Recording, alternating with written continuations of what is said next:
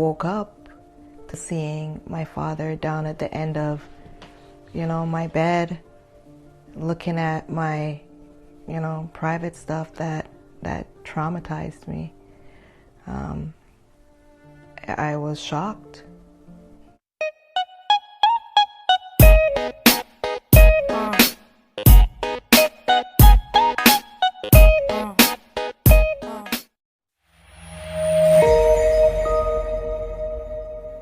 I'm Nikki.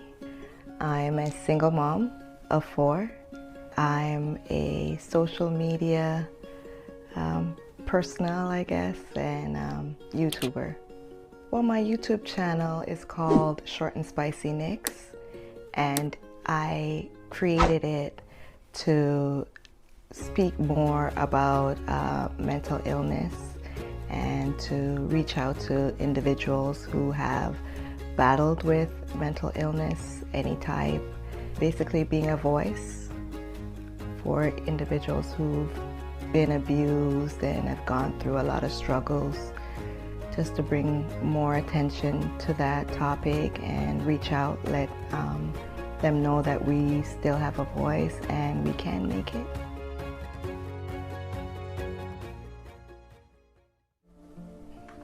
It has been a struggle being a single mother, because from my firstborn, my children's father has been in and out of incarceration. So I was left to be a mother more than once, battling with anxiety and depression, and realizing that I was getting worse. My firstborn is also battling with mental illness. So I believe I've passed it on to them, either genetically or just by being their mother. They say hurt people, and I've seen it firsthand, and it's a generational curse that has been passed down to me, and sadly have passed down to my children in some form or the other. I think it's really hard for Black women to speak about mental illness because of all the stigmas out there, because they don't call it mental illness. In our culture, especially being from the Caribbean, from Jamaica, they say you're mad. Mad people. When you're going through it, living in that type of society, you're afraid of letting anyone know because of how they look at you, how they treat you. It's like they treat you different. It's not about just opening up to anyone I've experienced. It's opening up to the right individuals, the people that are supportive of you, the professional resources that are out there to help you along your journey, instead of someone personal who may in turn use it against you.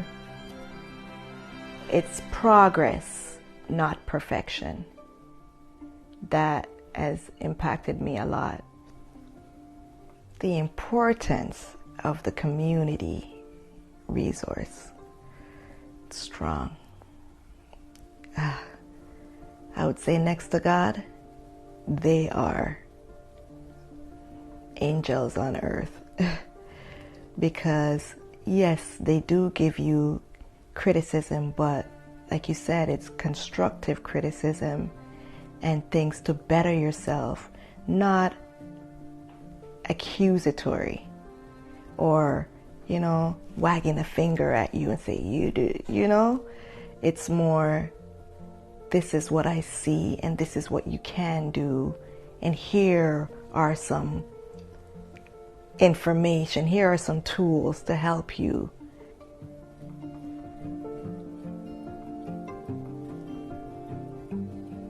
My relationship with God has impacted my relationship with myself greatly. It's my strength. He's my strength. I feel so much stronger I feel so loved being able to choose God. That is a great achievement for me. Before, I would turn to so many other things, marijuana, weed. I would turn to people. And since I've chosen to turn to God, like I feel like everything has just been ordered. My steps have been ordered. It's just become one success to the other. When I got evicted, without even knowing it, I thought to myself, I even did a video about it, stating how at one point I would be so panicked, like what am I going to do? Or do I turn from here? But a calm came over me. And it was like, you know what? This is not my home anyways. This is going to propel me into the direction that I need to be, into somehow owning my own home in the future. This is not it right here. This will push me into working harder for myself and my children, you know, to making something better for us. And look at me now, look at here, you know, it's like double what I expected, you know. You know, just being a child, a lonely child, being placed in so many different homes, taken away from my grandmother at a young age who was so near and dear to me. When I woke up to seeing my father down at the end of, you know, my bed, looking at my, you know, private stuff that traumatized me.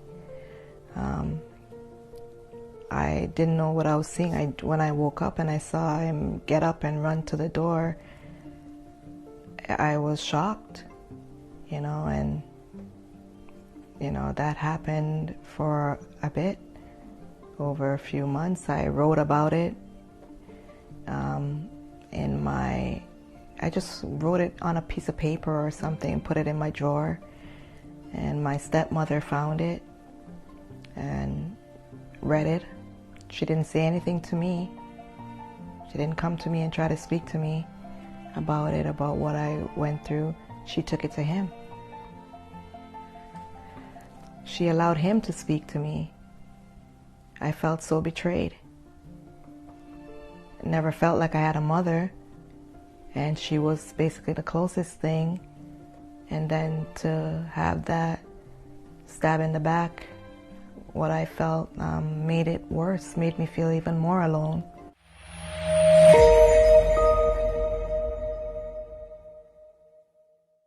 When someone looks at a black person, they think of aggression.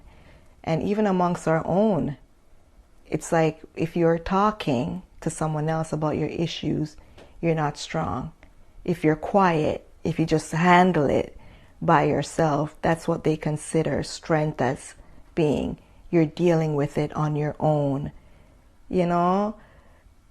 And that makes you even weaker because you're bottling up everything inside and you need help, but you're refusing to seek the help because you don't want to seem weak. But I believe that strong is in speaking and reaching out. If you don't open your mouth to speak, how are you going to get the help that you need?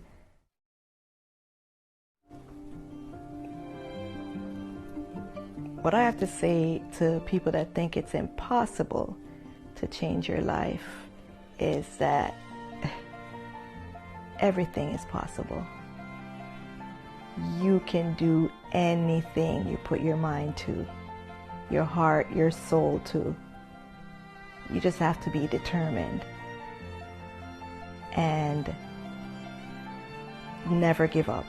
You can't give up. Keep going at it. Even if you fail, like at least you tried, and you'll get another solution. Just never tell yourself no. It can't happen.